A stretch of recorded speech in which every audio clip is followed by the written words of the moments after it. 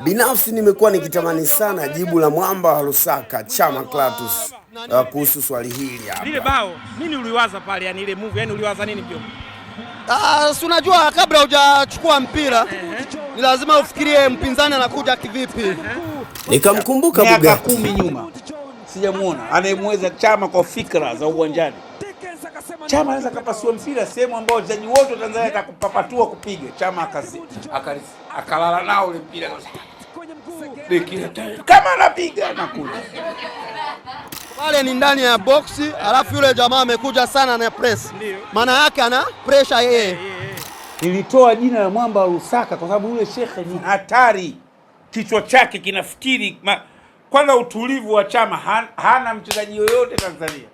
Wewe una mpira, hakuna haja ya kufanya uwe na pressure. Kwa hiyo nimepumzika tu. Nimetulia, nimemsoma kwamba hii pressure chochote kinaweza kutokea. Mchezaji mwenye utulivu ndani ya box au uwanjani anamzidi Chama. Sababu amekuja na pressure sana, amekuwa karibu, siwezi kukevu far post vile. Kwa hiyo ni kumdribble tu na kuachia akuguse yoyote pale ndani ya box. Tumepata penalty na tumepata bao. Jombo, unajua sana mpira ujue.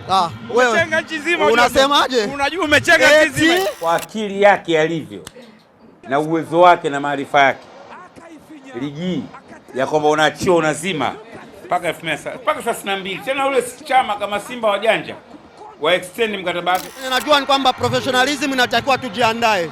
Hatuwezi kukimbia. Kwa hiyo tutakuja. Mjomba umetisha mjomba. Asante sana. Umetisha.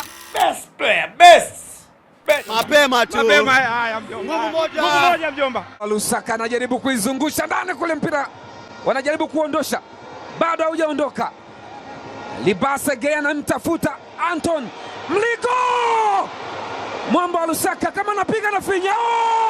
Mwamuzi anasemaje? Ni mkwaju wa penalti. Mpira ambao aliuzima Anton Mligo akapiga kwa block na Shatra Kaboka.